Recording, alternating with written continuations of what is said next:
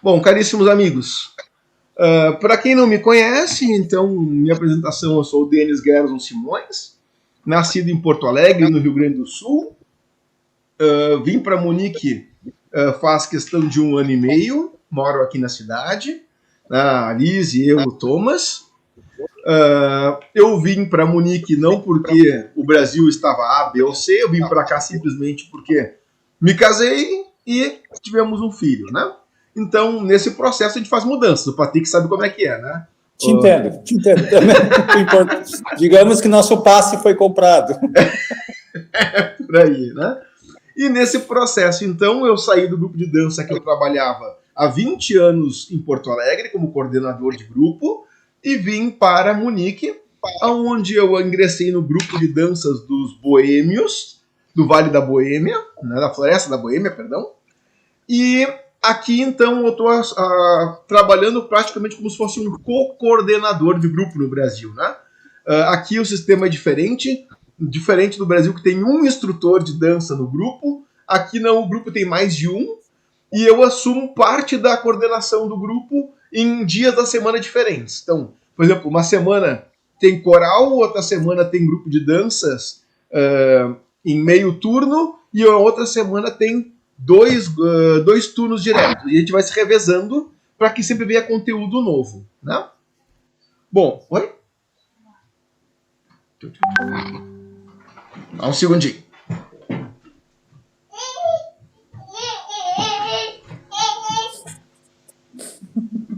Bom, voltando. Pois bem. Então, nesse processo, a gente entrou em contato com vários grupos. Eu estou aqui 1 ano e meio, mas já venho para a Alemanha em processo pêndulo, né? Para poder entrar aqui. Lizzie, responde por gentileza aqui.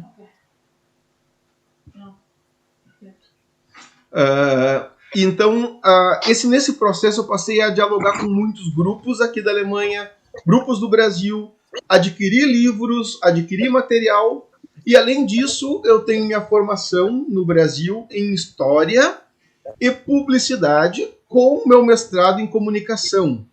E eu fiz um estudo específico sobre patrimônio cultural. E por isso ministrei na universidade disciplinas sobre esse tema, né? Para curso de fotografia, para o curso de comunicação e no Senac o curso de comunicação ligado a patrimônio, né? Para projetos culturais. Ok? Então você sempre faz sua participação aqui, né? Vamos lá.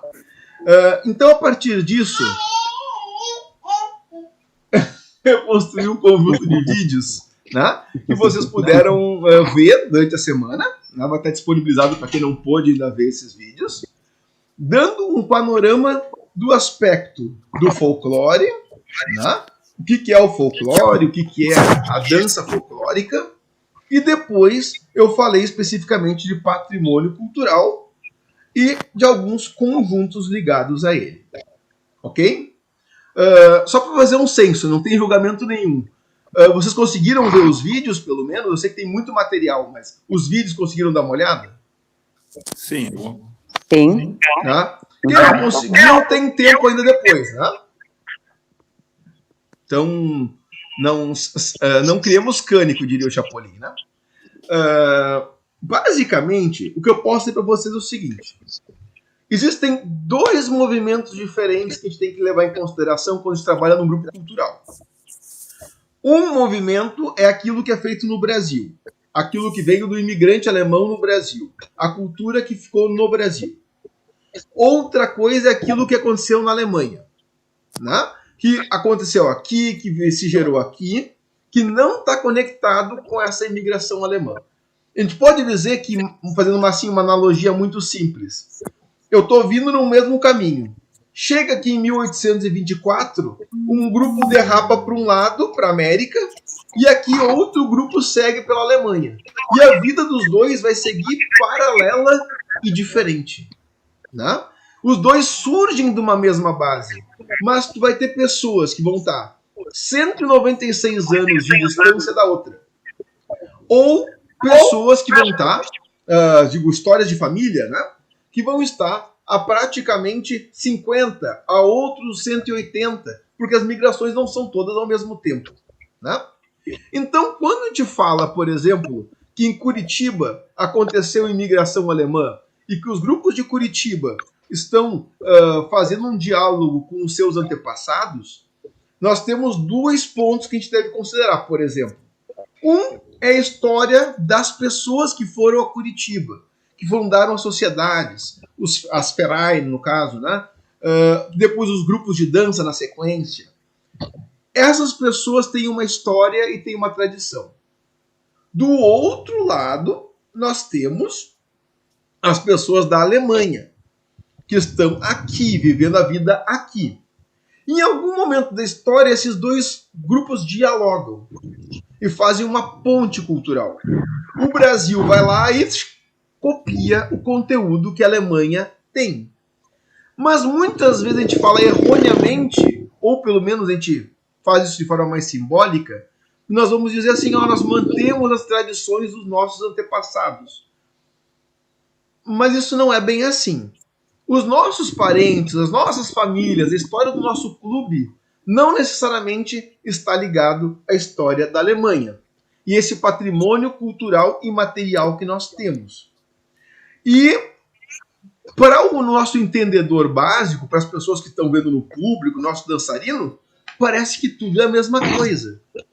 E nesse discurso de fala que a gente vai fazendo, pode ser que a gente cometa alguns erros históricos que podem ser simplesmente sutis ou podem ser uma coisa fora da realidade. Por isso, hoje eu gostaria de conversar com vocês para que a gente pense como vai trabalhar com os nossos grupos culturais de modo que a gente faça, vamos dizer assim, algo pensado para que o nosso erro seja o menor possível. Né?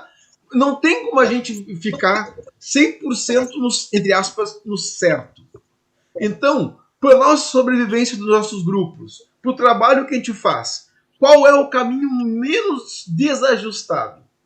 E aqui eu quero trocar ideia com vocês hoje, porque nós temos muitas opções, não existe uma receita de bolo, né?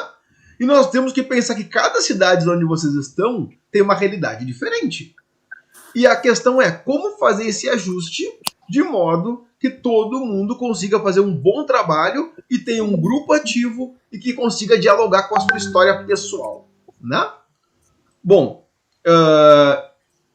tirei aqui o som. Bom, em cima disso, então, eu queria primeiro pontuar com vocês. Todo mundo está ciente de que ontem se comemorou oficialmente os 196 anos da imigração alemã? Sim. Vamos lembrar de onde é que vieram os primeiros imigrantes em 25 de julho de 1824? Vocês têm uma noção de onde é que vieram essas pessoas? Geralmente, eu sempre ouvi que era a região do Hunsrück.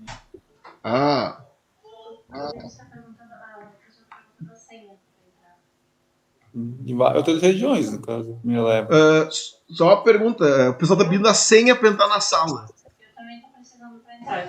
Eu nunca vi que teve, eu nunca pediu senha para mim aqui, né? Pede para botarem um link, que se entrarem só no Jitsi vai entrar numa sala genérica. Mas eu entrei pelo link que tu mandou e também. Bom, eu não conheço senha nenhuma aqui. Alguém precisou entrar com senha? Não. É que acho que tem que instalar o aplicativo, colocar o nome.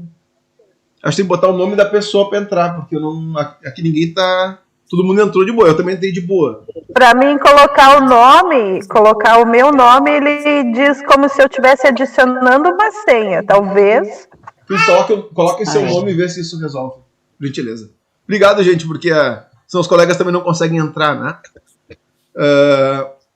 Bom, a gente vai resolvendo isso. Então, assim, o que é a região do Hunsrück? Eu sei que o Patrick já veio para a Alemanha, né? Já fez seu tour passou aqui. Passou de 11 anos agora. Boa lá! Não vou dizer que idade eu tenho. Capaz disso. Mas, gente, o que é a região do Hunsrück? Primeira frase que diria. Se todo mundo que vem da região do Hunsrück fosse realmente do Hunsrück, não tinha mais ninguém no Hunsrück. Né? Todo o brasileiro que vem para... que se pergunta onde é que é teus parentes, 95% vai dizer que veio do Hunsrück. Né? Do Espírito Santo até o Rio Grande do Sul. Então imagina toda essa distância, tá lotado de gente do mesmo lugar que era desse tamanho. Né? Primeiro ponto que a gente tem que lembrar é que imigração alemã foi de gente de tudo que é lugar que não tinha terras, que não tinha bens, que estavam com necessidades e que de alguma forma conseguiram um recurso para irem para o Brasil. Né? Geralmente o Brasil era a segunda escolha, ou terceira. Primeira geralmente era Estados Unidos. Estados Unidos sempre tinham mais apelo com os alemães. Depois eles buscavam o que era mais barato. E o que vinha era Brasil, ou o que vinha era Argentina, ou o que vinha era Chile. Né? Essas pessoas se encontravam muitas vezes com dialetos diferentes, com cidades diferentes. E eles precisavam então se comunicar. A comunicação acontecia pelo dialeto mais padrão, mais básico. Esse dialeto era o dos imigrantes do Hunsrück. Hunsrück é uma região ampla que pega parte do Palatinado, parte do Hessen, parte do Saarland, outros dizem até que pega Luxemburgo e, inclusive, passa para o lado da França. Tá? Então é uma área assim, não tem geograficamente uma linha muito clara, mas sim uma linha cultural. E essas pessoas vão para o Brasil levando o que tinha na sua memória, porque a bagagem era pequena. Né? Então, só um segundinho aqui. A Carmen Bruna disse que algum participante travou a entrada e ninguém consegue entrar. Alguém está dizendo que travaram a entrada aí para o pessoal entrar. Deixa eu ver se eu consigo. Botaram segurança. Boa. Vamos ver aqui se a gente consegue resolver o problema dos colegas. Não.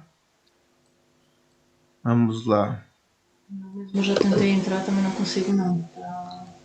Convidar pessoas. Vamos lá, como é que funciona isso aqui. Eu vou mandar, gente, me permitam, por gentileza, mandar um e-mail para os colegas aqui, para que eles não fiquem de fora. Né? Vocês me permitem, me deem só um minutinho. Né? Claro. Para a gente não deixar os colegas de fora. Hein? Né? Vamos lá. Lizzy, abre por gentileza os e-mails aqui do ladinho. Tá. Daí a gente vai falando aqui ao mesmo tempo. Eu não sei assim o teu e-mail. Computadora? Senão não vai funcionar aqui. Pegou o pé da Lizzy.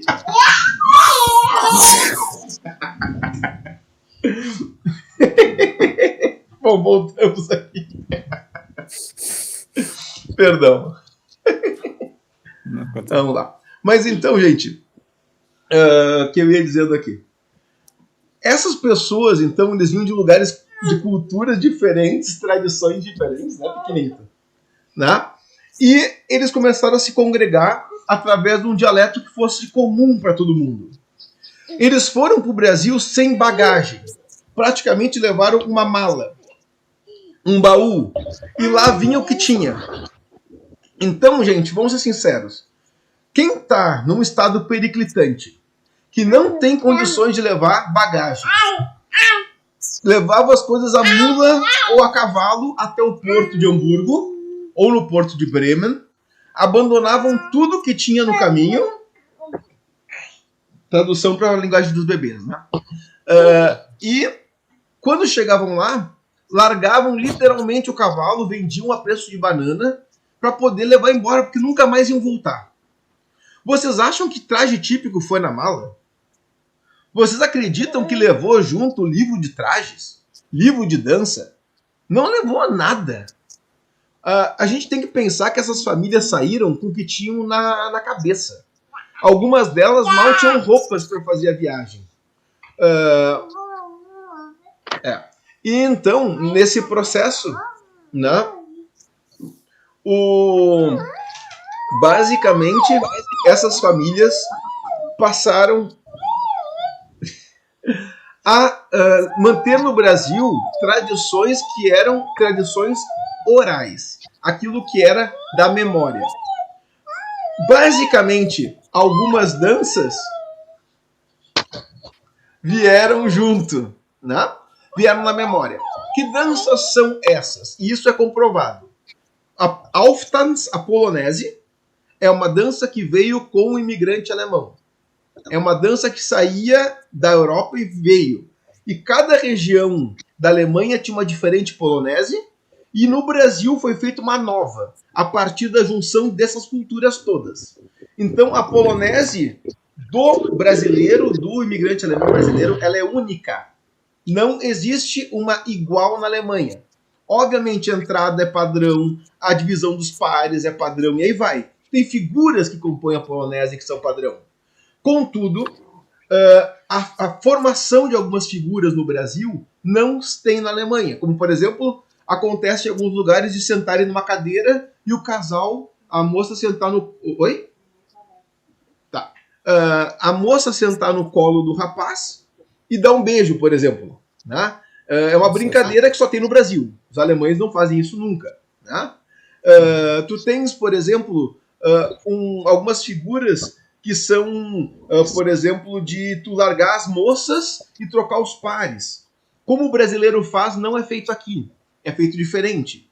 Só que isso a gente não vai encontrar num grupo de danças alemãs. Tu vai encontrar isso no senhorzinho velhinho da comunidade que dança desde que era novinho lá.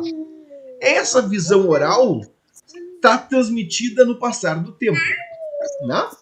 Até uma coisa que nós achamos diferente, ano passado no curso, quando veio o professor Mário, da região de Hessen, ele passou uma polonese para nós, e ele passou um pouco da história também, e assim, a gente sentiu assim, bem diferente a forma como era dançada, que ele passou, e a forma que a gente estava acostumado, já há anos dançando, né? Era uma polonese mais com pompa, parece, uma coisa mais rebuscada, assim. Exato. O primeiro que o ritmo normal de uma Auftanz aqui na Alemanha é de ritmo ternário. Pam, pararam, pam, pam, pam, pam, pararam, pam, pam, pam, pam, pararam, pam, pam. Ela tem toda uma outra construção. Enquanto que no Brasil a nossa bandinha. Ela tem um ritmo mais alegre. Né? Enquanto na Alemanha, geralmente, a polonese é composta por 2 ou 3 músicas diferentes, que vão sendo coladas, no Brasil é uma mesma música que começa e termina.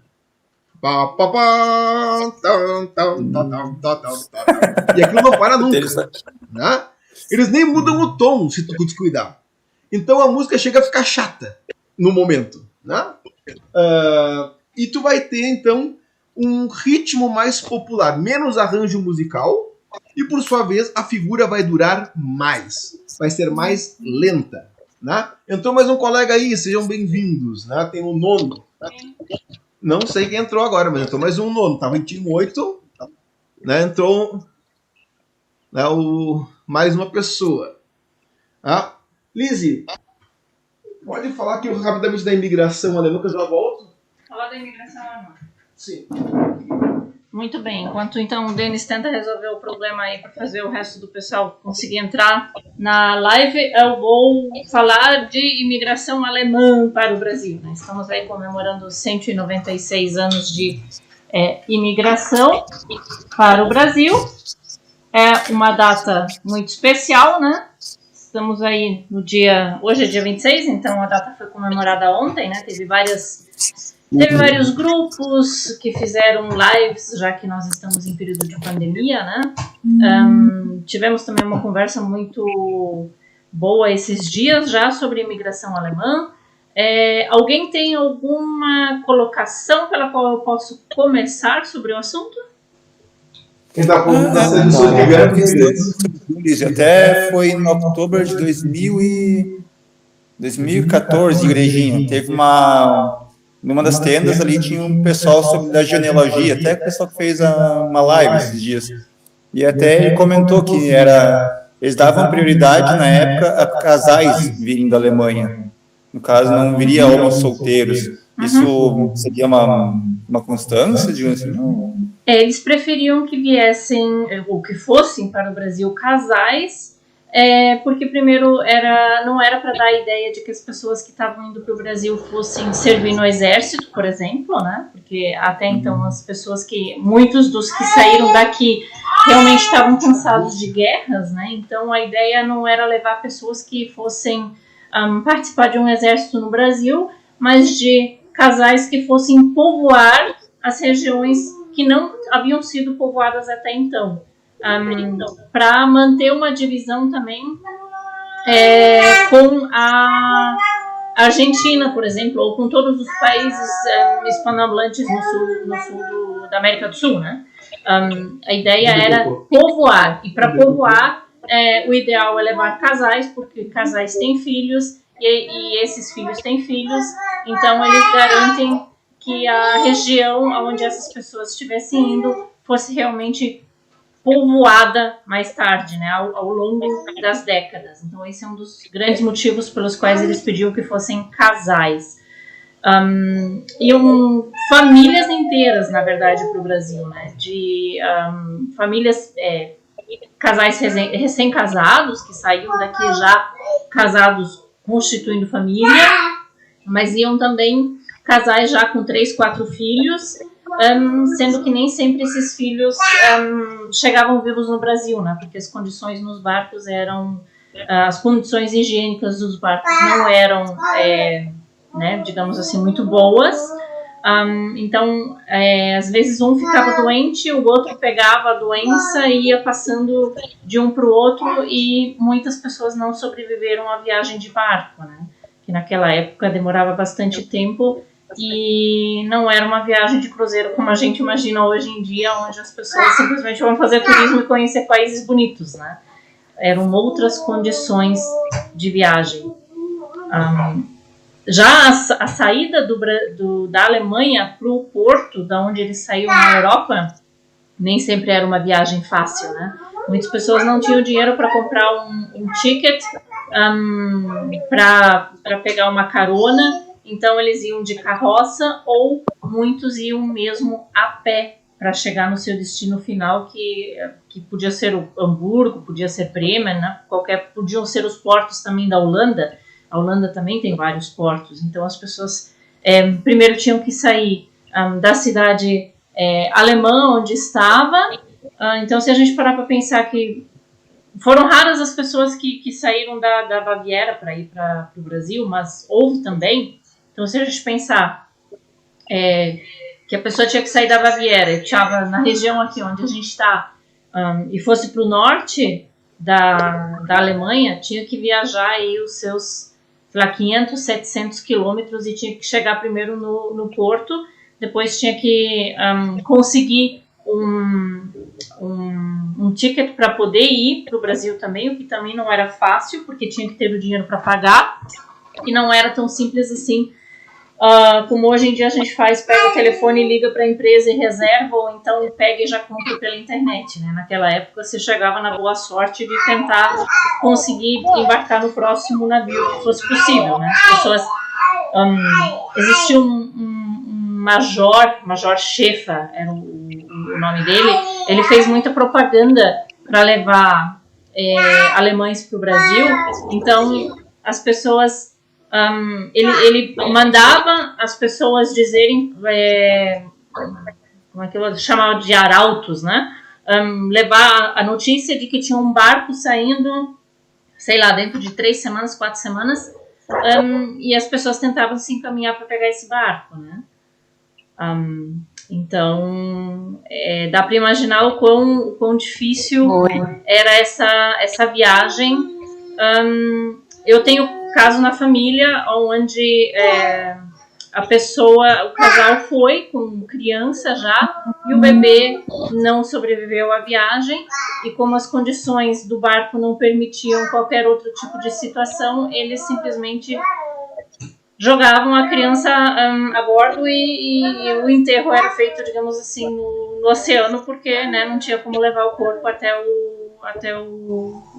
a terra, né, até o Brasil, no caso. Bom, até ocorria bastante casos assim, de entrar, digamos, clandestinos dentro desses navios, que até o cara comentou que até a origem da minha família é clandestina, no caso, no Brasil. A entrada dos primeiros imigrantes que vieram, eles vieram de forma clandestina. Olha, eu não duvido. Eu não li nem nada específico sobre isso, mas eu não duvido, porque as pessoas não tinham dinheiro para pagar passagem, muitas vezes, não vou dizer que todos, né, porque muitos também tinham, mas se a pessoa não tinha dinheiro, estava tentando viajar, estava tentando conseguir um jeito, ela se infiltrava, tentava conseguir alguma colocação no navio, de algum jeito ela ia, né? Algum jeito ela dava. Deixa eu passar a voz de novo. Fazer pit stop do Thomas. Aham. Troca da guarda. Bom, gente, obrigado. Eu botei aqui a senha lá no material. Já entraram, eu acho que mais colegas conseguiram entrar. Desculpe pela alguma trava, né? E obrigado para a Lise por ter nos dado essa possibilidade de poder trabalhar. E obrigado, Patrick, pela pergunta também, né? Mas basicamente, então, o que a Lise colocou. As pessoas estão vindo no navio, o controle era baixo, a bagagem era pequena e algumas coisas vieram na memória. Eu tinha comentado antes, para quem estava aí, bem-vindo aos quem chegaram há pouquinho, né? Que a polonese, ela é uma das danças que foi realmente vinda com os imigrantes. E essa dança, ela tem no Brasil hoje um formato único de música e de coreografia. Né? Por quê? Porque, tecnicamente, a cultura popular, ela vem, quem conta um conto aumenta um ponto. E literalmente essa cultura foi sendo replicada. Nos bailes as bandas tocavam aquilo que sabiam tocar. Vamos lembrar que nós tivemos também nos anos da Segunda Guerra Mundial e da Primeira a proibição de música alemã. Então essas bandas tiveram uma mudança. Muitas delas optaram por tocar jazz, né, que era o que era permitido. Né? Se tornaram as blastmusik, se tornavam bandas de jazz. E por isso algumas se chamavam jazz. Né? Não era jazz, elas chamavam jazz. Jazz encontro, jazz alguma coisa. E depois, com o passado desse ranço da guerra sumindo, elas voltam a pegar nomes que não têm jazz. Aí vira bandinha, banda. Mas não é mais a Blaskapelle, não é mais a Blasmusik. Né? Muda a estrutura. E nesse processo de mudar a estrutura, a gente pode dizer para vocês que tem, então, uma mudança também na forma de tocar a polonese. Né? E essa é uma dança que, sim, ela faz parte do patrimônio cultural teuto-brasileiro. Outras danças que se mantiveram, por exemplo, Hakachotes. Né? Basicamente, a maior parte das músicas que vêm com os alemães, elas são variantes do Siebenschritt. Né? Então, essas variações vão a Rutschpolka, que é quase o Siebenschritt, praticamente. A Rutschpolka e o Siebenschritt são muito parecidos. Um faz um Wechselschritt, outro faz um Laufschritt. Né? Mas essas danças vão se manter. Né? Tu vai encontrar, por exemplo, pau de fitas, por exemplo, também. Vai vir variações do pau de fitas. E isso vai sobreviver dentro do Brasil. E essas danças, muitas vezes, vão ser transmitidas de pai para filho, de uma festa para outra. Faz 20 anos que ninguém dança ela, mas eu me lembro que eu dancei. E aí passavam adiante. Né? Então, é muito fácil tu perder informações. E a gente vai ter, então, uma dança teuto-brasileira que, passado o tempo, alguns vão dizer, não, essa dança é brasileira. Vamos dar um exemplo. Se vocês forem buscar nos registros dos CTGs, lá do início do movimento tradicionalista gaúcho, uma dança que consta como dança gaúcha é o Rehrschmidt. E Rehrschmidt, o nome já diz, é dança alemã. Né? Para ver como é que era uma dança popular. Né? Então esse movimento de formação de um folclore, de uma tradição de dança que é transmitido popularmente no Brasil acontece. O problema é que, tecnicamente, ele é menos arrojado do que está sendo feito na Alemanha nesse mesmo momento. Né? Enquanto na Alemanha tu tens já um arrojo das coreografias com o passar do tempo, aqui a transmissão oral limitou que sobrevivesse aquilo que era de salão de baile. Né? Eu vou pedir para vocês assim, o que vocês lembram, tá, de danças, fora as que eu falei, ou as que eu já falei também, não importa, que vocês já viram nas comunidades de vocês sendo dançadas espontaneamente, sem grupo de dança. Né? Então, se vocês lembrarem ou pensarem, por favor, escrevam aqui no chat. Né? Aí a gente pode ver que danças vocês conhecem da comunidade. Né? Por quê? Porque se vocês forem pensar, a partir dos anos 80, acontece o boom dos grupos de danças alemãs no Brasil. Antes que a Cláudia apareça e diga, não, o primeiro grupo foi o do Concorde em Curitiba. Nada contra o Concorde em Curitiba, o pessoal é muito meu amigo, por sinal. O Leopold, a Mari, o pessoal lá. Agora, o que acontece é que no Brasil existiam grupos de danças alemãs, mesmo em 1900 e vai pedrinha. Quando tem a Primeira Guerra, esses grupos fecham. Quando tem a Segunda Guerra, os grupos fecham de novo. Né? E os grupos que vão sobreviver são aqueles que surgem a partir de 1950, que acabou a guerra. Né? Antes disso, a gente pode dizer que os trabalhos de dança simplesmente foram sendo fechados. E eles iniciavam quando tinha visita de alguém da Alemanha ou algum grupo da Alemanha. Isso, por exemplo, tem vários indícios que mostram registros de visitas de grupos da Alemanha no Brasil nos anos 20, anos 30, e logo depois surgiu um grupo de danças alemãs nos lugares aonde esse grupo passou. Né? Então, o primeiro grupo de danças alemãs não se tem registro de quem é o primeiro. Ele é de 1900 e alguma coisa. Alguns dizem que já tinha grupos de danças alemãs no século XIX. 1900 e alguma coisa. Não, 1880 e 90. Né? Mas o que a gente tem certeza é que em Curitiba, em Estrela e em Campo Bom, no Rio Grande do Sul, já nos anos 50, tinham grupos de dança. Né? Outros iniciaram e sumiram. E vários desses grupos de dança dançavam essas músicas que eu falei. Os Iberschritt, vão dançar Hackerschottisch, Hutschpolka, o Bändertanz, Polonese, né? Herr Schmidt. E isso vai manter. Essas danças que eu falei para vocês aqui, são danças que se tem registro que vieram com os imigrantes alemães, não digo lá em 1824, mas com as levas que vieram para o Brasil, essas danças permaneceram. Nos anos de 1980, especificamente, um movimento novo de danças alemãs iniciou no Brasil. Esse movimento novo, não que não houvessem outros grupos antes de 80, existiam, inclusive o Concorde de Curitiba, mas ali dá um boom novo, tem um movimento de saída, que é a reestruturação da Casa da Juventude em Gramado com a formação dos grupos, as Oktoberfest surgindo nos municípios de Blumenau, Santa Cruz do Sul, Igrejinha, município de Panambi.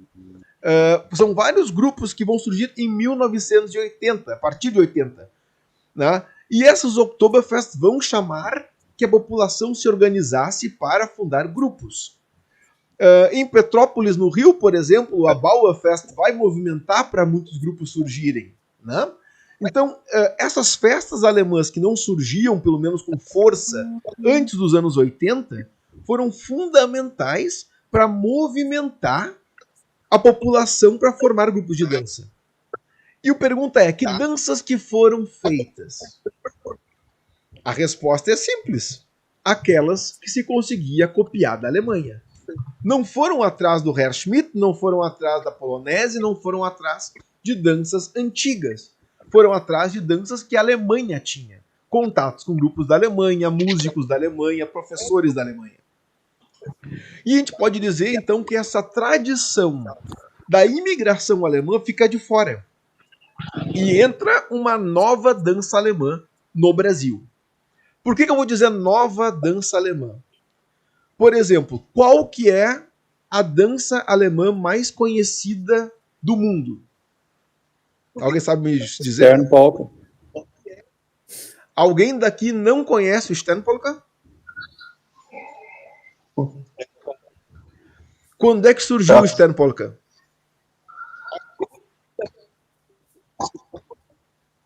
Alguém tem noção?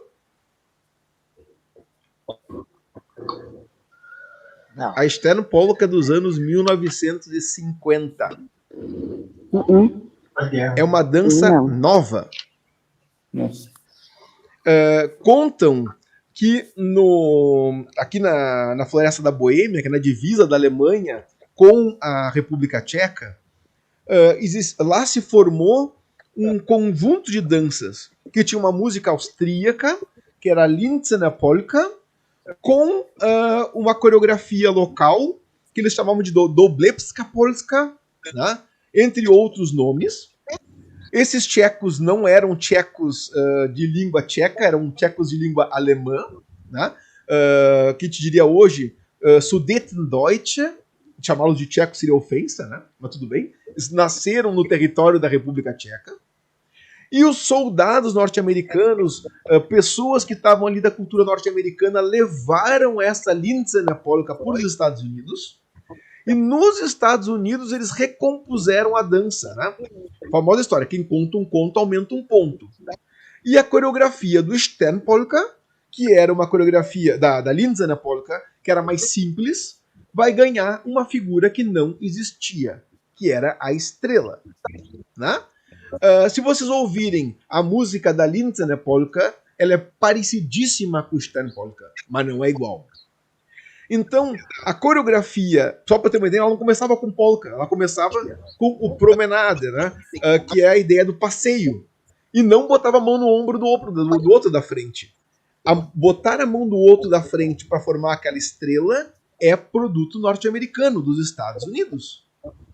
E isso volta para a Alemanha, volta para a Áustria, vira moda. Os grupos de danças passam a replicar essa dança chamada Sternpolka.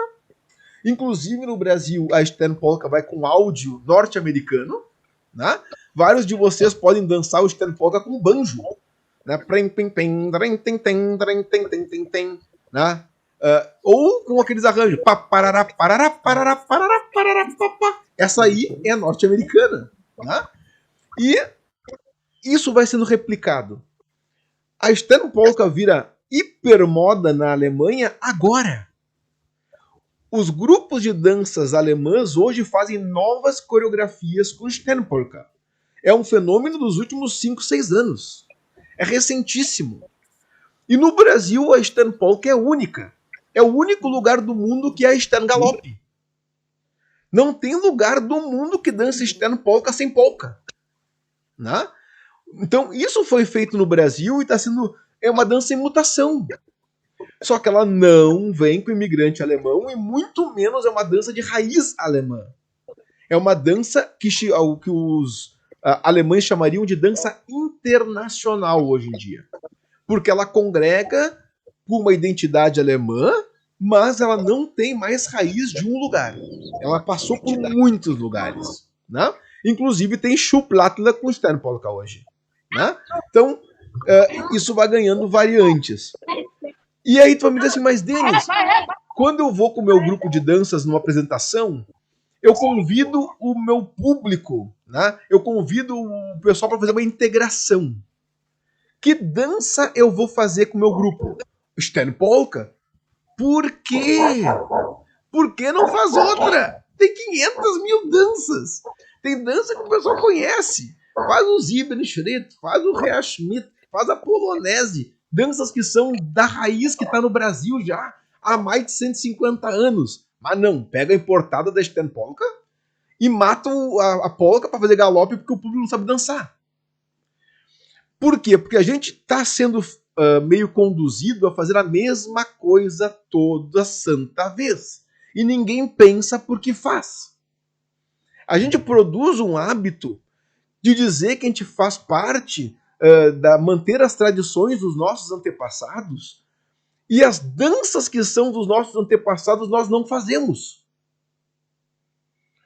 Então, a gente começa a entrar no que a Lise chamaria de cultura de segunda mão, que é, a gente está agregando para a nossa tradição dos nossos antepassados hoje uma coisa que eles não fizeram. E nós estamos construindo em cima disso uma nova identidade. Tecnicamente, hoje em dia, se um grupo, por exemplo, o grupo de Domingos Martins do Espírito Santo, o grupo de Domingos Martins surgiu nos anos 80, quando o professor Beno Reumann foi para Domingos Martins do Espírito Santo. Não existe apresentação do Berga Freunde sem Sternpolka. Agora eu vou dizer, não, vocês não vão mais fazer Sternpolka. Aí dá problema, né? Então, a gente não está falando para não fazer o Sternpolka. O que nós estamos comentando é que nós temos uma tradição muito longa de cultura alemã no Brasil, que a gente faz essa relação dos 196 anos da cultura alemã, contudo, nós ficamos presos nas danças modernas. Nós ficamos presos nas cópias atuais da Alemanha. E isso não é errado, mas não é a única escolha. E aí tu vai dizer assim, mas Denis, no futuro isso vai fazer parte do nosso patrimônio cultural? Eu acho que sim. Se os grupos de dança seguirem fazendo e repetindo isso, e tiverem grupos de dança e tiverem trabalho, isso vai aos poucos se agregar à nossa cultura, ao nosso patrimônio brasileiro, teuto-brasileiro, pelo nome que vocês quiserem dar. Contudo, isso não é algo, entre aspas, natural. É algo que nossos grupos estão forçando para fazer. Né? E não tem erro, não tem um problema. Não tirem isso do certo ou errado. Tá? É uma escolha. As escolhas só têm que ser conscientes. Né? Nós temos que ter essa consciência. O patrimônio cultural é aquilo que o nosso povo, a nossa comunidade, deixa para as próximas gerações. Deixa porque agrega na sua identidade, na sua forma de ser e na sua forma de agir. O que está nesse patrimônio? Né? Isso é uma decisão nossa. Né? Ali, ó, a Lu Junges, né, botou a Sternpolka foi a dança de encerramento da Europeada do ano passado. Sim. Por quê? Porque ela é internacionalmente a dança símbolo da cultura alemã, da Alemanha hoje. Né? Vamos lembrar que essas tradições foram escolhas. E essas escolhas seguem também o impulso, a moda. Né? Eu posso dizer para vocês que hoje eu toco Sternpolka com valsa no meio. Né? Até a Cláudia fez uma brincadeira com alguns grupos do Brasil e mandou o áudio com valsa no meio, porque isso já é feito aqui. Porque é uma dança espontânea. Já brincam com a dança. Não é uma coreografia mais tão fixa. Mas ela não é uma dança que vem com os nossos antepassados. E os alemães aqui do resto que sediaram a Europeada também não estão pensando no Brasil. Eles estão pensando naquilo que alegra as pessoas deles aqui, e ponto.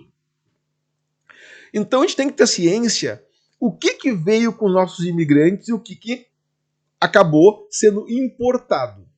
Né? Outra coisa, traje típico. Por que os nossos, não digo nem grupos, que nossos grupos hoje têm trajes fantásticos. Cópias muito bem feitas do que é feito na Alemanha. Né? A Cláudia vai conversar com você sobre a questão do Tracht, e que ela vai dizer assim, no Brasil, o que nós temos no Brasil são cópias. Na Alemanha é o Tracht. Eu vou deixar essa discussão com ela, tá? Para vocês terem semana que vem. Contudo, eu posso dizer o seguinte, as cópias do Brasil são muito bem feitas, dos grupos de dança. Contudo, quem vai para a Oktoberfest da cidade A, B, C, D, E, F, que faz a sua vestimenta mais popular, mais simples, essa é uma construção extremamente alegórica, né? Vamos lembrar que os italianos, na sua maioria, quando se fala de imigração italiana para o Brasil, qual é que é o traje típico italiano? Alguém sabe me dizer?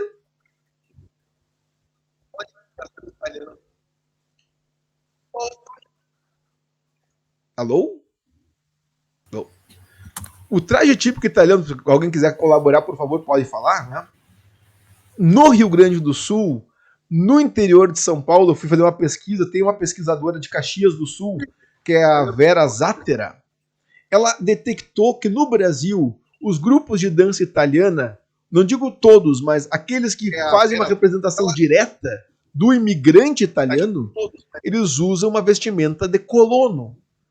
Pessoas que trabalham nas áreas vinícolas. Enquanto que o descendente de alemães, não. O descendente de alemães, ele vai botar uma falsa bermuda com uma grega no formato de suspensório e uma camisa com um chapéu verde. Por que o imigrante italiano busca no colono italiano brasileiro a sua base? Tudo bem que hoje os grupos de danças italianas já buscam trajes da Itália, né? Mas por que nas festas da uva de Caxias do Sul, por exemplo, né, ou em tantas festas que tem Santa Catarina, São Paulo, Rio de Janeiro, a figura do imigrante italiano é aquele colono vinicultor, vitivinicultor, enquanto que o alemão é a figura de um falso bávaro numa cópia da cópia da cópia da cópia da cópia da cópia. Né? O telefone sem fio está tão longe que tu já não reconhece mais essa vestimenta. Ela se torna fantasia. Ela é quase que uma alegoria. E a gente fica um pouco preocupado. Eu fiquei um pouco nervoso essa semana, porque eu vi uma live de imigração alemã, onde eles eram duas senhoras que apresentavam trajes típicos da Alemanha e a sua história. E olha, eu olhava aquilo e disse, pelo amor de Deus, se um alemão vê isso, ele cai para trás. Este é o traje de inverno. É um casaco com uma saia. Este é o traje da Baviera. Por quê? Porque tem as Edelweiss na saia. Pelo amor de Deus! Né? Não é nem traje de colono brasileiro e não é traje alemão. É uma coisa que inventaram na cabeça de alguma coisa. Né? Agora, o que nós temos que fazer? Para onde que se vai? O patrimônio que a gente está formando no Brasil é isso? O que nós queremos como patrimônio cultural brasileiro? Querendo ou não, vocês que estão aqui, muitos são coordenadores de grupos, coordenam trabalhos em prefeituras. Vocês estão dando o aval, muitas vezes, do que é um traje típico, do que é uma dança, entre aspas, folclórica. Por que fazer algo do qualquer jeito e não dar um mínimo encaminhamento para não passar vergonha?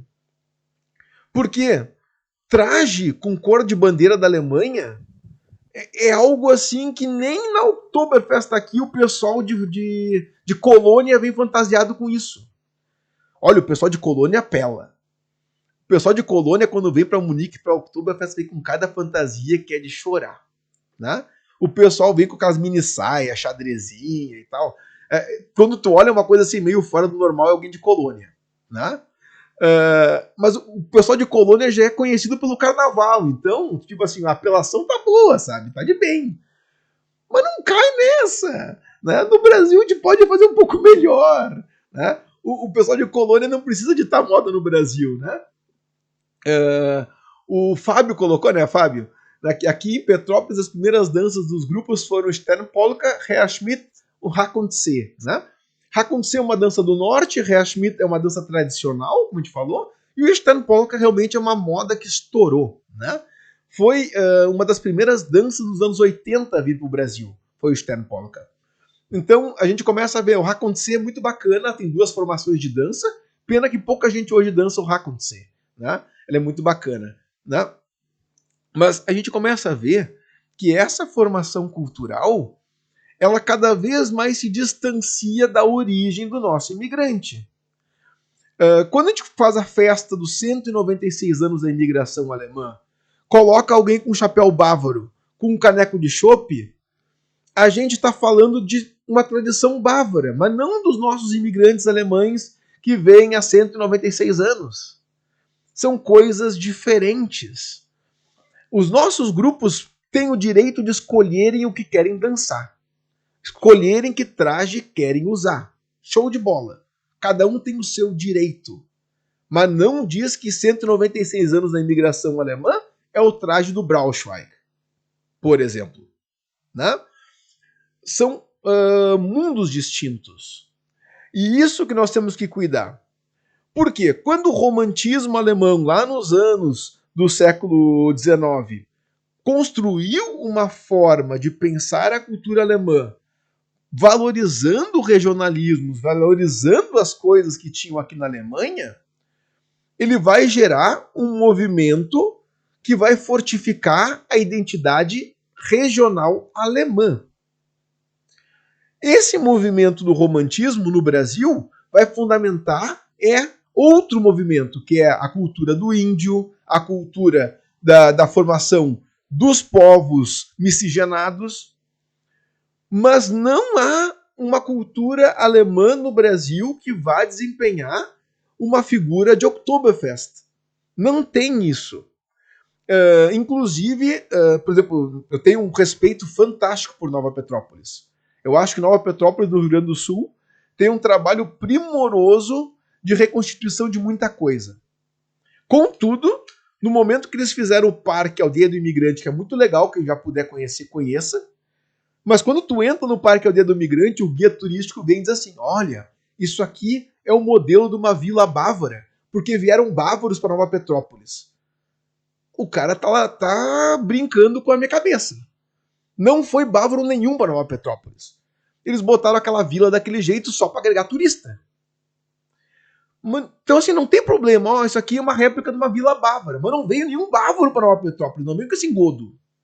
Não, a gente tenta embuchar nas pessoas essa história de que veio bávaro para o Brasil. Veio uns gatos pingados, sim. Realmente vieram. Mas nenhum usava Lederhosen. Muito menos desceram dos Alpes. Sabe? Tem uma música muito conhecida do Bruno Neia, em que ele começa assim, eu desci as montanhas cantando, lá dos Alpes do velho Tirol. A música já começa no primeiro refrão fora do eixo. Né? Os tiroleses são austríacos, vamos começar. Segundo, gente de austríaco veio sim, foi para Três Itilhas, lá nos anos do século XX já. Né? Não tem alemão tirolês. E a gente constrói uma ideia falsa de que esses nossos grupos vêm dessa cultura tirolesa, vêm dessa cultura dos Alpes, vêm dessa cultura... Não vem. Agora, vou fazer um contraponto maldoso comigo mesmo. Se vocês vierem para a Alemanha conhecer as cidades alemãs, quando passarem pelos Alpes, ficarão encantadíssimos. Quando vocês passarem pelas regiões que são ligadas à cultura bávara austríaca, vocês vão achar o máximo. Tem traje típico por tudo que é lugar, tem chapéu para vender em tudo que é lugar, tem música de bandinha tocando ao vivo dentro dos restaurantes, o troço te motiva, te carrega, tu sente feliz da vida, tu volta pro Brasil e diz assim, é isso que é cultura alemã, é isso que eu vim ver. E não tem nada a ver com os nossos imigrantes. E dá uma puta de uma desilusão.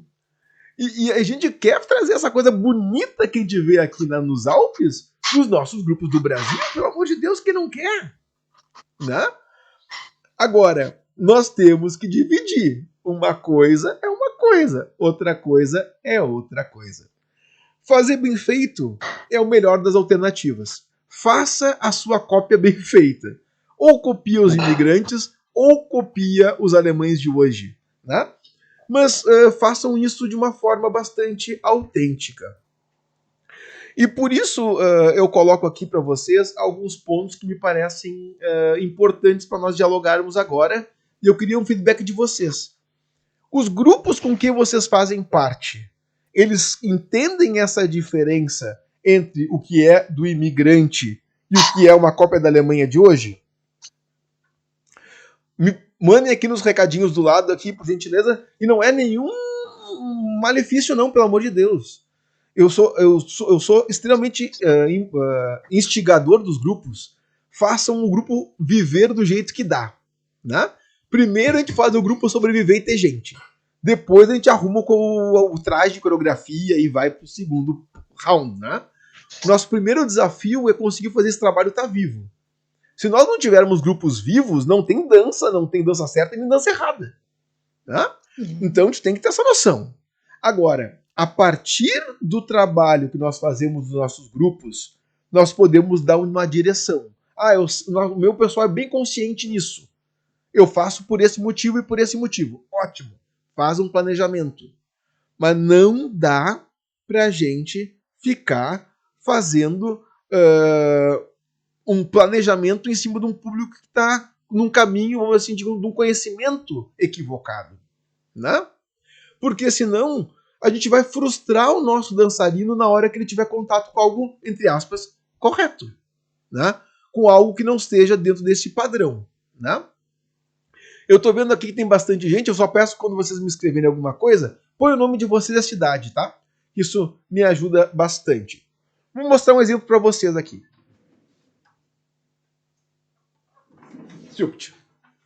Não sei se aparece invertido para vocês ou não, tá?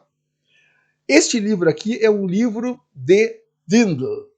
Dindel é a Alles Dindel, né? Que são vestimentas sociais da Áustria e Baviera.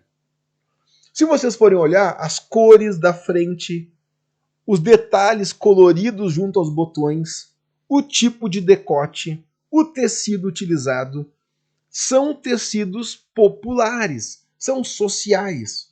E é pra gente andar no domingo, passear na Oktoberfest, dar uma volta de bicicleta. Né?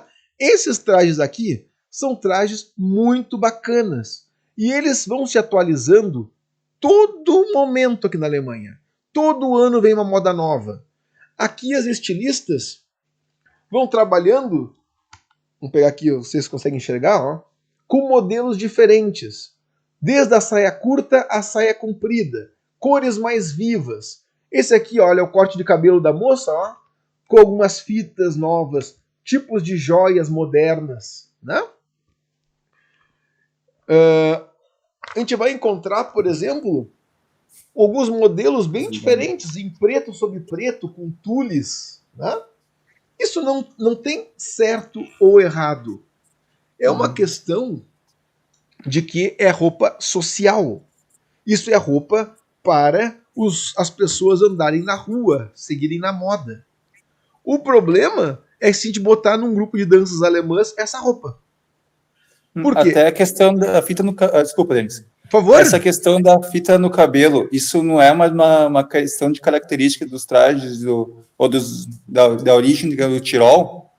Dos trajes austríacos? Eu vou te dizer, Patrick, que tecnicamente não. Uhum. Tu vai encontrar vários trajes com fitas. A diferença é que esses trajes de fitas geralmente aparecem para nós a partir dos anos 60, 70 na Alemanha, 40, que são trajes mais recentes. Se tu pegar a mesma cidade austríaca, ou tirolesa no caso, né? Que hoje, ou que lá nos anos 40 tinha fita, volta no tempo 30 anos. Aquele mesmo traje tem um chapéu. Né? Com o tempo, as roupas vão mudando e vão se simplificando. Então, as fitas vão ser simplificações, muitas vezes, de chapéus, alguns tipos de penteados complicados, que a fita é um substituto fantástico. Ela arruma, tá feito. Né? Então, tu vai encontrar isso também aqui na Baviera, e tu vai ter uma simplificação do modelo. Agora, de que ano é o modelo que tu pegou? Essa é a pergunta principal, né? E hoje em dia, eu me lembro que quando eu fiz o meu primeiro curso em Gramado, lá nos anos 90, no Brasil, a Elodie Reumann, que é a famosa Frau Reumann, né? Ela disse, gente, não existe tiarinha de flor na cabeça. Né? Realmente, em traje histórico não tem. Mas hoje, para Oktoberfest, o pessoal usa. E é novo. Né?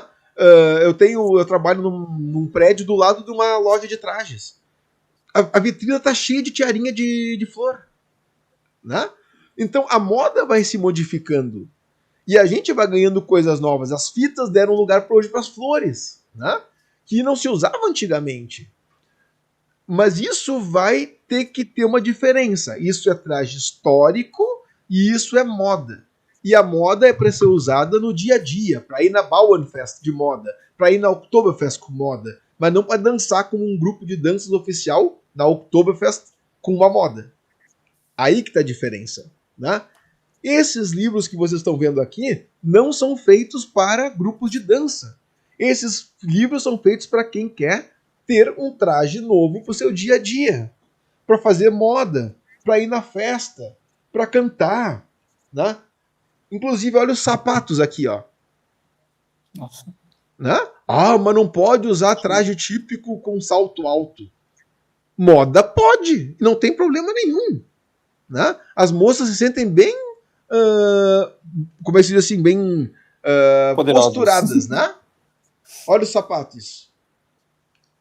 Então, isso não é algo fora da realidade. Agora, volto a lembrar, nós temos que saber diferenciar as coisas. E por isso é tão importante que a gente consiga diferenciar os conceitos. O que é um traje típico?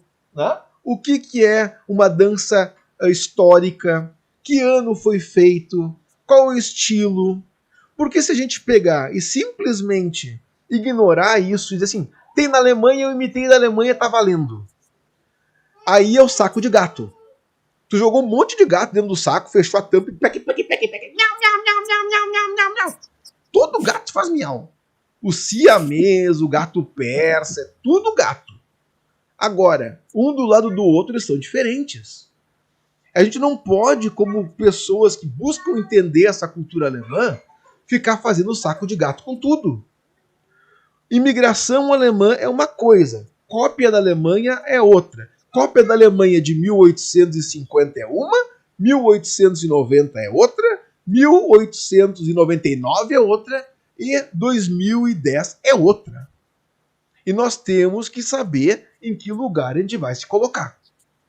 Nenhum de vocês tem policial na cola de vocês dizendo como é que o grupo de vocês faz a coisa A ou B. Né, Thomas?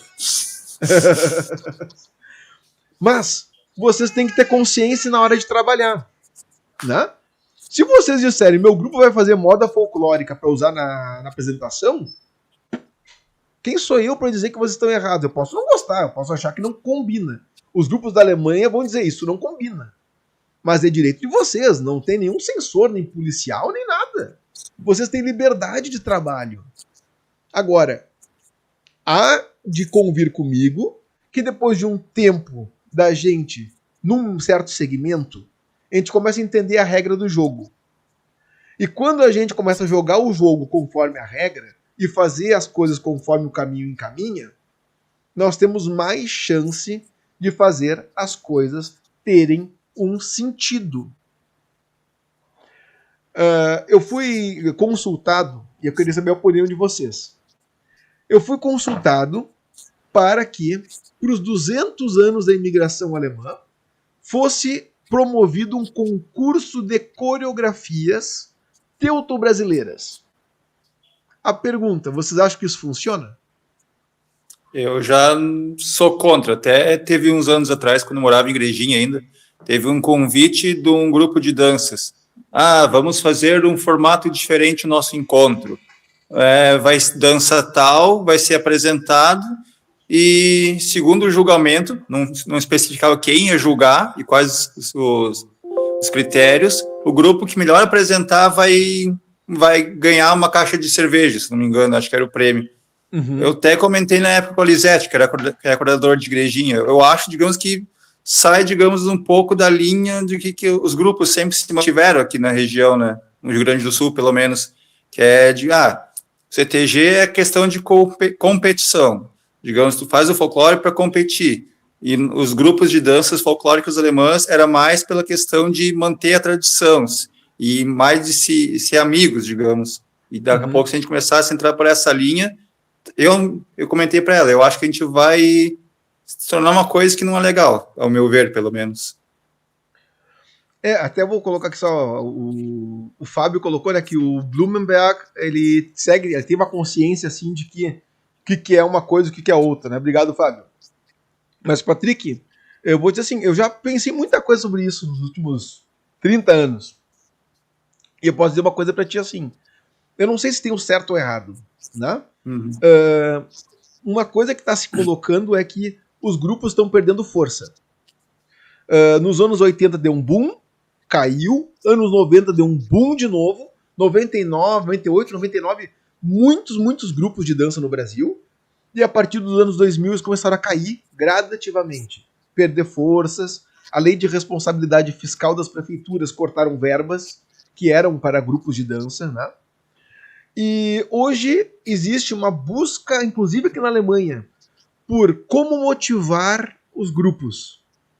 E uma das possibilidades colocadas, e eu não tenho como dizer que é certo ou errada, é pegar essa estrutura do CTG e querer aplicar para os grupos de danças alemãs.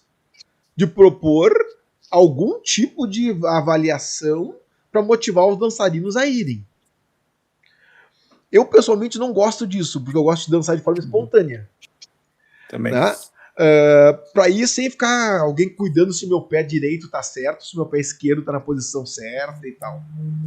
Mas eu também não acho que... Isso é um eterno dia de gravamento. Gravação. Em qual Tanzbeschreibung que é o pé direito ou qual que é o pé esquerdo? Não, naquele do livro tal é no pé direito, no livro tal é do livro pé esquerdo. Né? Contudo, eu não acho que seja um problema que os grupos de dança no Brasil constituam coreografias desde que dentro de um padrão que se possa dizer, não, isso aqui é uma dança alemã. Né? Eu não gostaria de botar para vocês exemplos de vídeos, porque a gente acaba expondo outras pessoas. Né? E às vezes isso pode ser visto como algo ruim. Eu queria fazer isso de forma técnica, sem ninguém julgar se é um grupo ruim ou bom, né? Porque senão ninguém sair bichado dessa história. Contudo, nós temos que nos dar conta. Música de bandinha é música de bandinha. Música de dança é música de dança.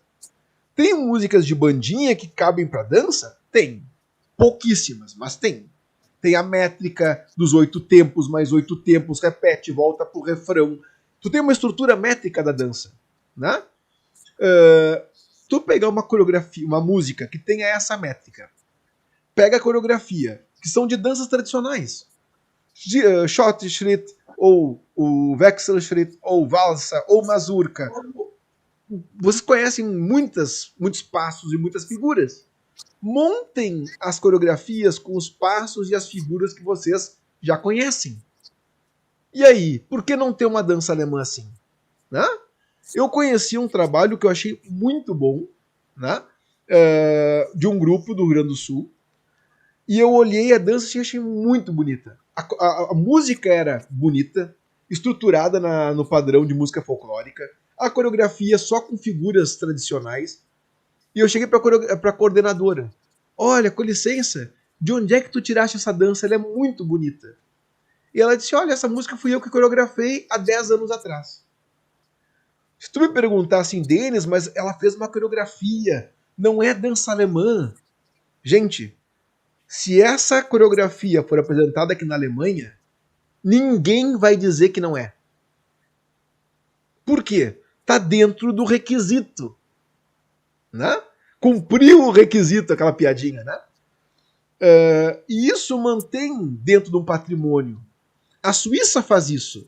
A Suíça hoje permite composição de danças, desde que dentro das métricas que eles, na Associação de Grupos de Danças Suíças, consideram adequado. Não tem por que a gente se fechar a coisas novas, desde que tenha um regramento. fazermos uma apresentação dizendo que é uma dança teuto-brasileira, enchendo de voos, acrobacias, pulos, e só ficar fazendo aquilo que é exagerado, entrar com as meninas fazendo chuplatla no meio da coreografia, que não tem nada a ver com dança bávara, né? Tu tá criando um Frankenstein. E no momento que tu gera o Frankenstein aqui, tu tá descaracterizando, né? Antes que vocês me perguntem, existem grupos de danças alemãs com chuplatla feminino? Sim. Dançam bem? Alguns muito bem. Mas eles são um grupo bávaro que dança bávara com chuplatla bávaro. Não pegam o passo do Hunsrück com outra figura do Tirol, com o traje da Pomerânia e colocam uma mulher dançando o Platla. Não, isso não vai acontecer. Né? Por quê? Porque o patrimônio imaterial, essa herança, não permite isso aqui. E no Brasil, a gente tem que cuidar muito, porque exatamente nossos dançarinos conhecem muitas vezes menos do que nós gostaríamos, e nesse aumentar do aumento de quem conta um conto aumenta um ponto, nós estamos saindo do trilho e o trem descarrilha. Né? Eu não estou falando para vocês ficarem presos, eu estou dizendo para vocês que nós temos que ter base para montar as coisas que nós queremos. Né? E isso é um discurso que não é meu, é um discurso antigo, um discurso aqui da Alemanha, inclusive, hoje em dia. Só para vocês terem aqui uma rapidez, faltam 10 minutinhos para nós fecharmos nossa fala aqui. Né?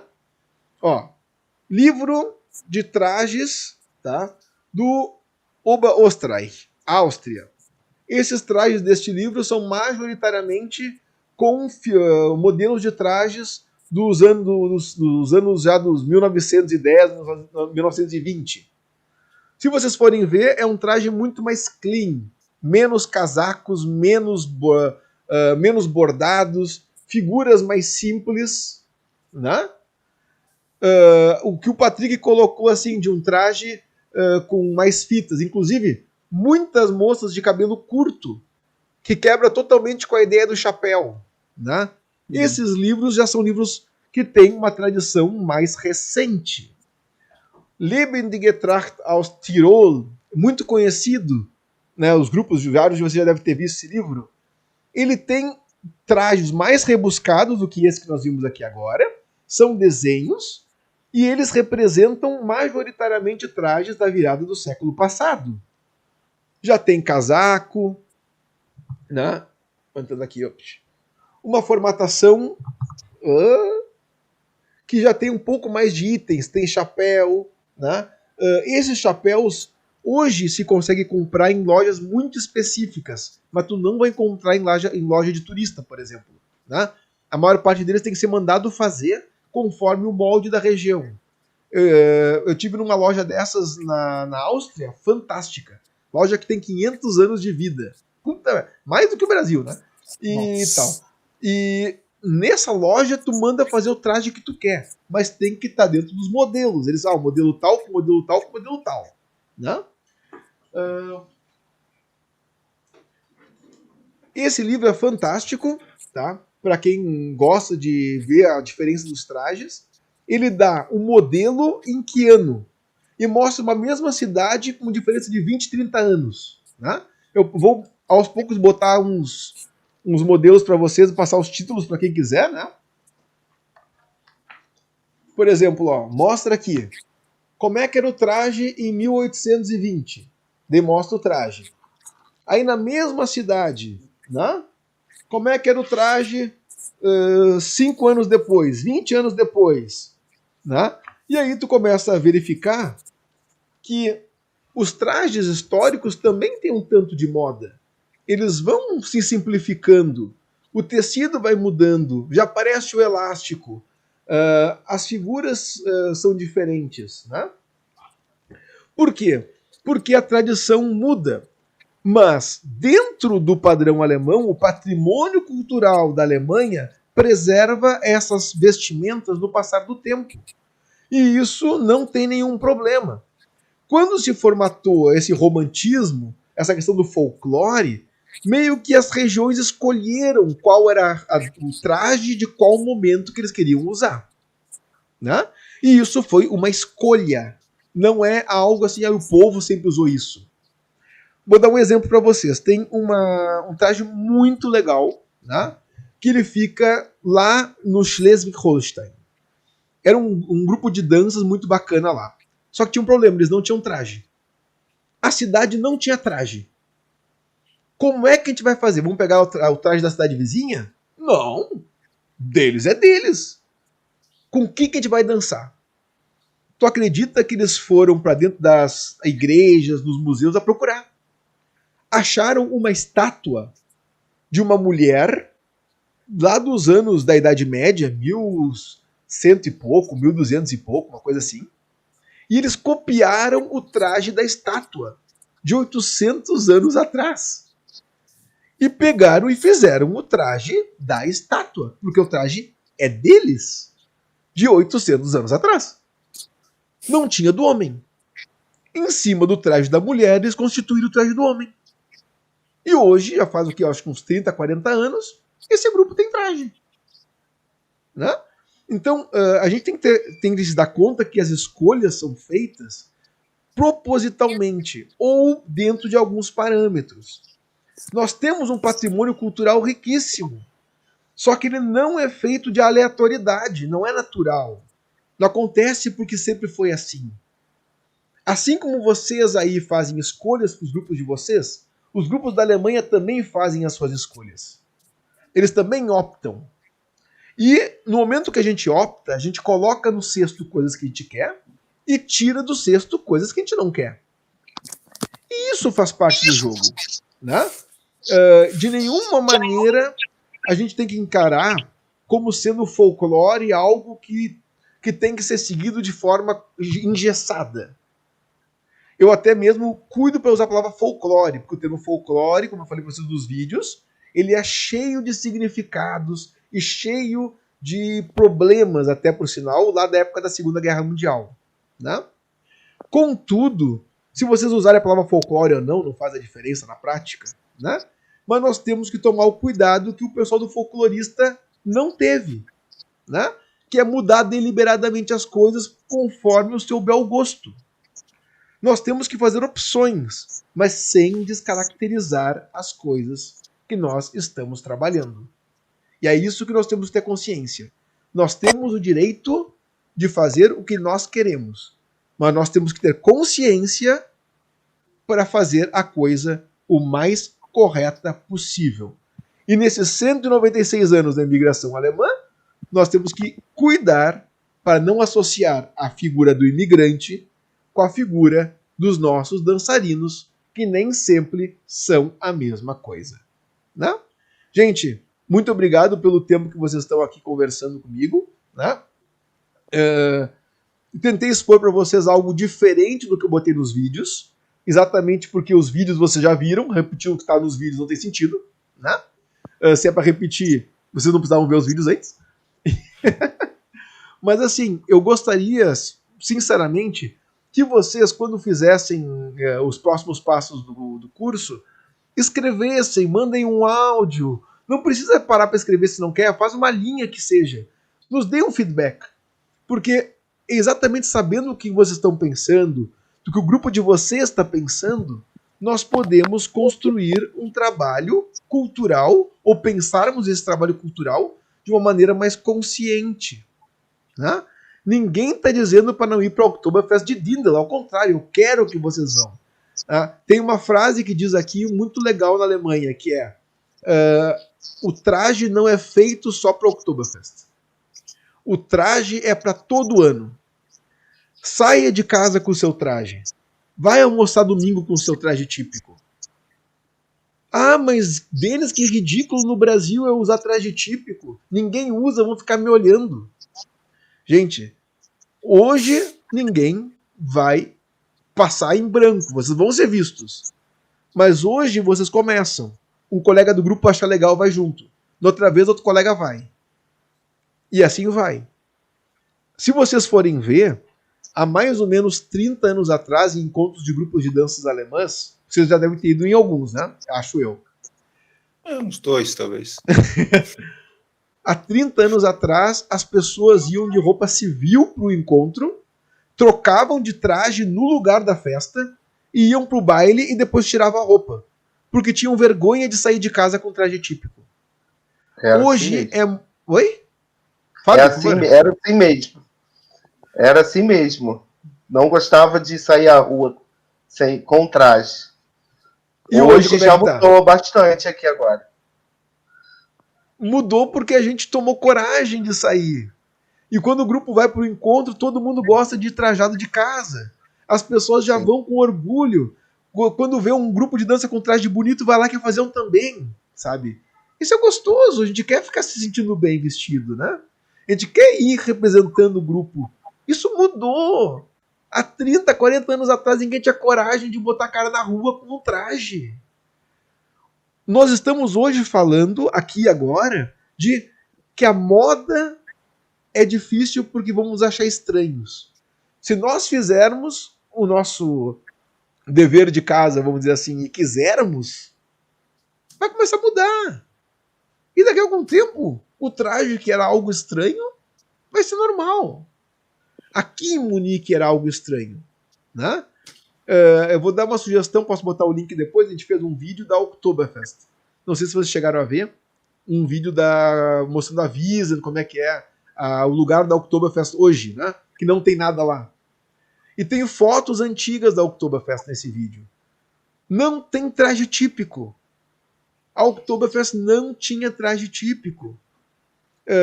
Para não dizer que em uma foto tem uma pessoa vestida de bávaro num canto. Uma. E hoje em dia não tem quem não vá. De japonês a australiano.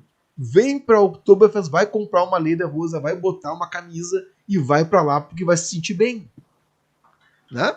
Então, se nós queremos, é uma questão meramente de escolha, né? A Gabriela botou para nós aqui, né? Já andei por minha cidade, Campo Bom, de traje, e as pessoas me paravam para elogiar e perguntaram sobre como é que ele era, né? Bem legal. Verdade, né? A gente está criando esse hábito. Nós estamos fomentando nos nossos grupos um gosto por usar o traje. E isso é legal. Agora nós podemos dar um próximo passo. Esses trajes que as pessoas acham bonitas, né? Os trajes que são sociais, também fazer prática aí para ensaio de traje.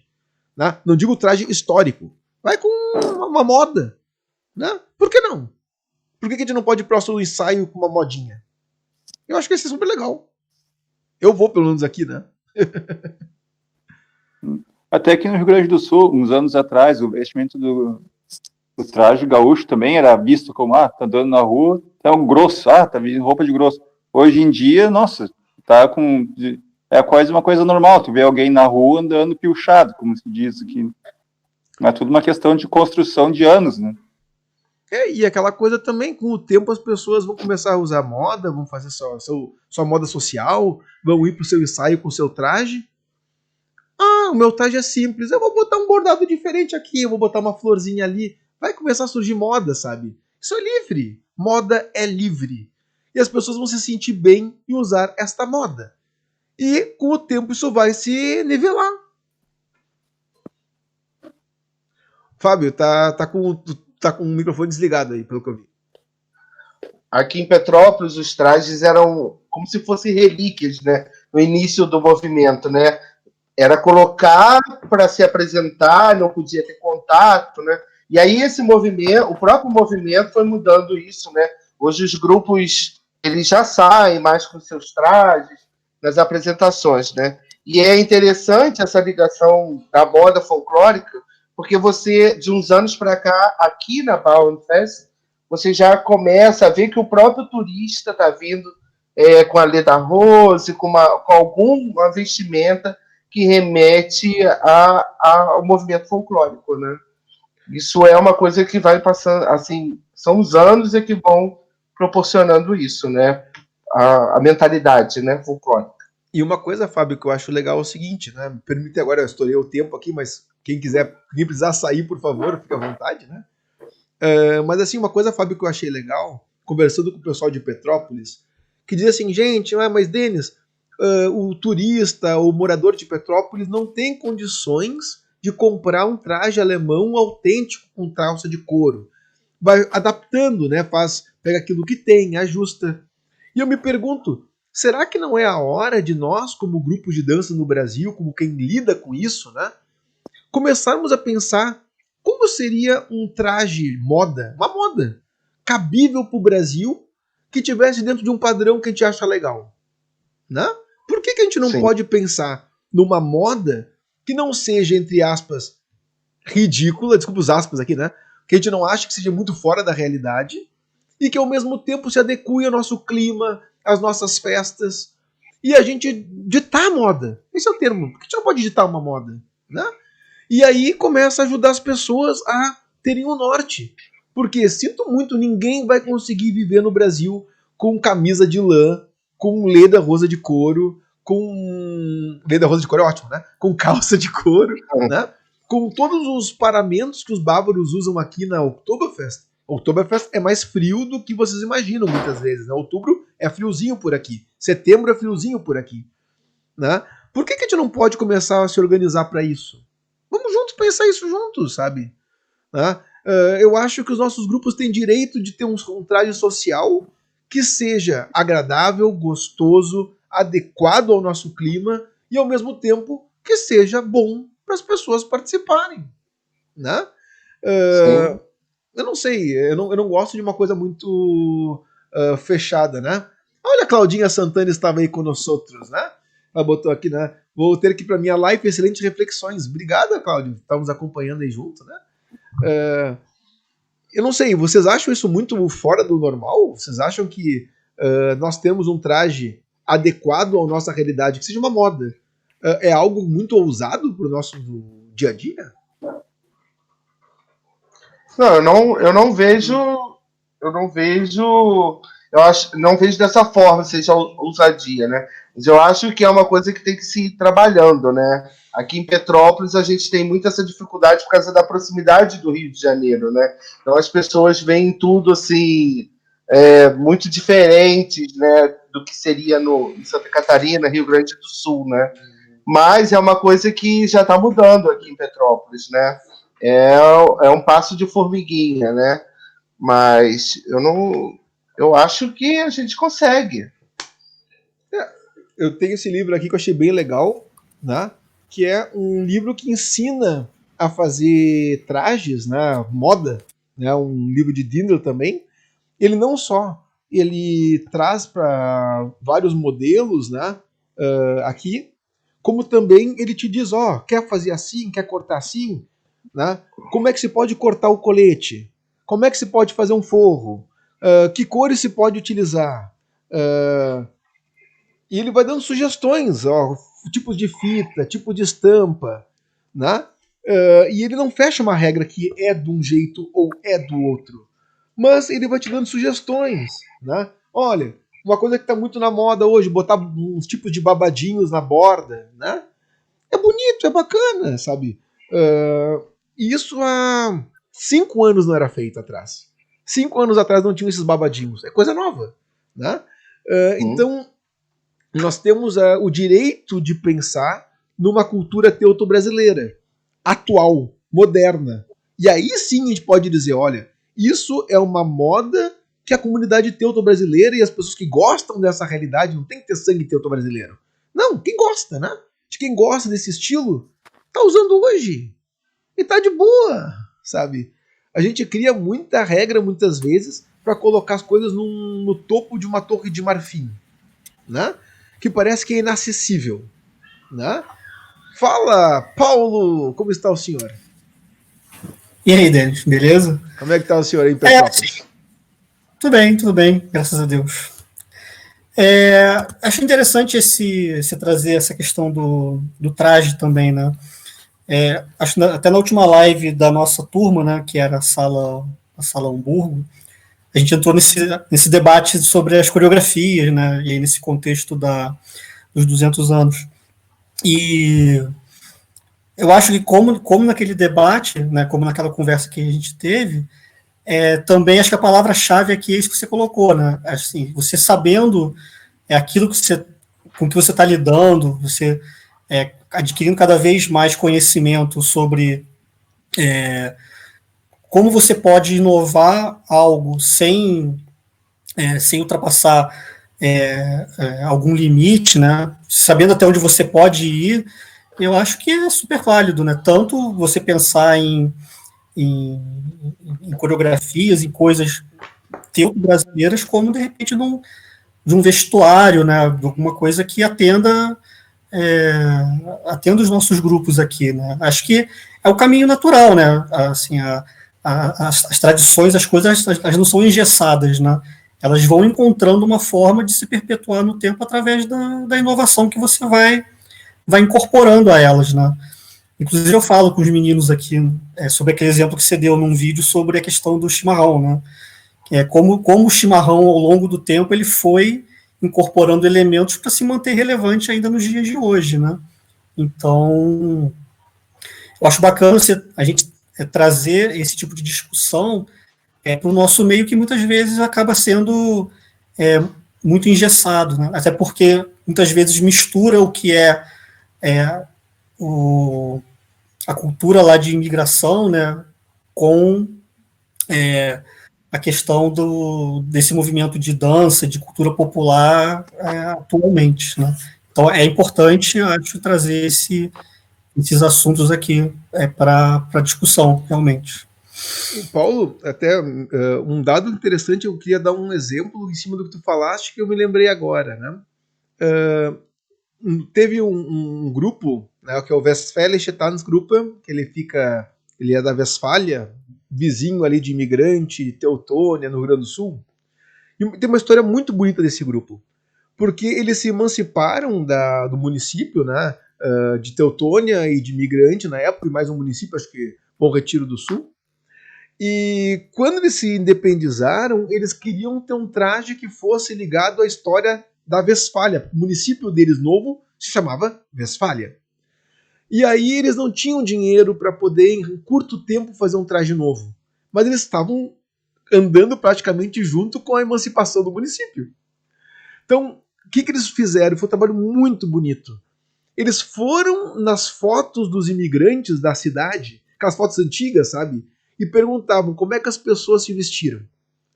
E eles pegaram, com os recursos que eles tinham, e fizeram uma réplica das roupas que os imigrantes, os colonos da cidade, usavam para trabalhar. E botaram um tamanco de madeira, a calça comprida, a camisa, o suspensório simples, mas não é o suspensório bávaro, não, é o suspensório das fotos dos moradores de 100 anos antes. E aquele traje foi usado pelo grupo até eles terem condições de poder fazer um traje que eles queriam, um bonito histórico da Westfália. E isso foi muito legal, né? Quem sabe a gente, com os nossos grupos, a gente não vai começar agora a buscar as fotos das nossas comunidades e a gente vê o que as pessoas vestiam, né? Por que não? Né? Por que nosso traje tem que ser uma cópia do bávaro e não pode ser uma releitura, né, de coisas que nós já tínhamos, né? Eu sei que o Luiz Delfino em São Paulo tem um trabalho muito bacana no Brooklyn Fest, né? E tecnicamente São Paulo é uma cidade que tem uma tradição alemã longínqua em função das empresas, da imigração. Contudo, para o paulista cotidiano, conhecer São Paulo, imigrante alemão, é bávaro, né? Se não fosse um diálogo com a festa de maio e com a festa do Brooklyn, provavelmente todo mundo em São Paulo acreditaria que a festa alemã é de um jeito. E hoje está vendo que as coisas também podem ser do outro, né? Tá tendo um diálogo de pesquisa da academia, de pesquisadores com a população. E aí que é bonito. É a gente começar a desvelar a coisa, abrir as portas de pesquisas simples, como ver foto de família, como olhar como é que era a decoração das casas. E a gente dá valor para o trabalho dos nossos antepassados, sim. Por que não? Né? É uma possibilidade, não é uma obrigatoriedade, é uma possibilidade. Né? Eu acho que nós temos tudo para poder fazer um trabalho muito bonito que não seja meramente copiar a própria moda folclórica da Alemanha. Por que não? Né? Você pode dizer assim, mas Denis, eu achei tão feia a roupa que meu imigrante usava, eu quero usar outra. Tudo bem, de boa. A gente tem que ter o bom senso também, né? E também não vai botar no nosso dançarino um saco de batata só porque a gente acha que é bonito e vai achar horrível. Aí tu vai perder o dançarino. Também não faça isso, não seja bobo. Né? Gente, muito obrigado pela presença de vocês. O papo aqui tá muito gostoso, pelo menos pra mim, né? Espero que vocês também tenham gostado. Livros de trajes, tem muita coisa que a gente pode debater se esse é um tema de interesse de vocês, né? Danças, tipos de coreografias. A partir de agora, a gente vai começar no curso ter essa parte mais prática. Vocês vão conversar com a Cláudia semana que vem agora os temas ligados à formatação das entidades culturais, né? Como é que é uma Verein na Alemanha, como é que eles trabalham aqui, como é que é o nome, que tipos tem, quais são as diferenças, né? Vocês vão ver depois com o Helda a questão das coreografias, como é que se faz a tradução de um Tanzbeschreibung, para a gente poder ter essa dinâmica de conhecer melhor isso, e depois a gente vai voltar a discutir exatamente, olha, o que a gente pode mudar, o que a gente pode fazer igual, o que nós temos de possibilidades daqui para frente, né? Espero que vocês tenham gostado, né? E vamos seguir conversando, entrem no nosso chat, né? O Paulo botou aqui sobre livros, temos o Lebendige Tracht aus Tirol, né? Que é esse aqui, né? Que eu mostrei antes também para vocês, né? Então, é muito bom ter livro. Eu sei que é complicado muitas vezes conseguir a literatura da Alemanha, mas uma coisa que pode ser feita, inclusive entre nós aqui, é fazer imagens de capítulos dos livros e nos trocarmos. Eu tenho tal, vou te mandar. Aí faz um PDFzinho de um capítulo. Fazer um livro inteiro é meio difícil, eu sei que é meio demorado, né? Pega um capítulo, achou legal, manda pro colega, o outro manda pro outro, e o outro manda pro outro. O mais bacana aqui é a nossa network, né? O bacana desse movimento que nós estamos fazendo é criar rede. Vamos nos trocar ideias, vamos passar adiante. Eu acho que é por aí, né? Eu acho que a gente tem tudo para crescer. Eu acho que uma coisa muito bacana é que nós estamos integrando, entre aspas, né? De novo, os grupos de Petrópolis, que muitas vezes estavam meio distante do eixo do sul do Brasil, né? E ficavam meio que numa ilha, né? Mesma coisa com o pessoal de Minas Gerais. O pessoal de Minas fica numa ilha lá em Juiz de Fora, né? E agora a gente está conseguindo integrar para todo mundo poder dialogar e a gente está numa mesma base, né? Gente, boa noite para vocês. Agora estamos aqui em 22h16 na Alemanha, né? Já está escuro lá fora e daqui a pouco o vizinho bate na minha porta aqui para dizer que eu tô falando alto demais. Tá bom? Para vocês, abração. Tchau, tchau. Tchau. Fora a live dele.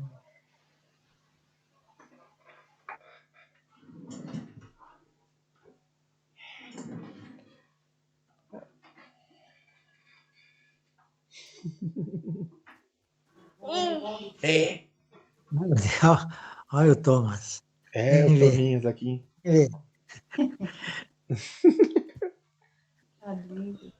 Grande abraço. Aproveita bem aí, fiquem muito bem. E vamos seguir o diálogo. Semana que vem vamos ampliar esse papo aqui. Quem quiser vir antes, pode vir. Né, a gente vai estar aí 15h30 de novo e a Cláudia depois às 17h. Aí vocês podem pular de uma sala para outra se tiverem tempo e saco.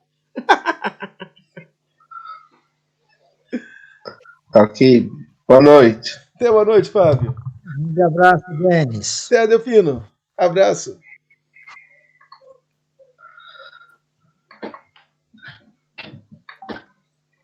E aí, Tassiana, como é que tá? Tudo bem? Já foi.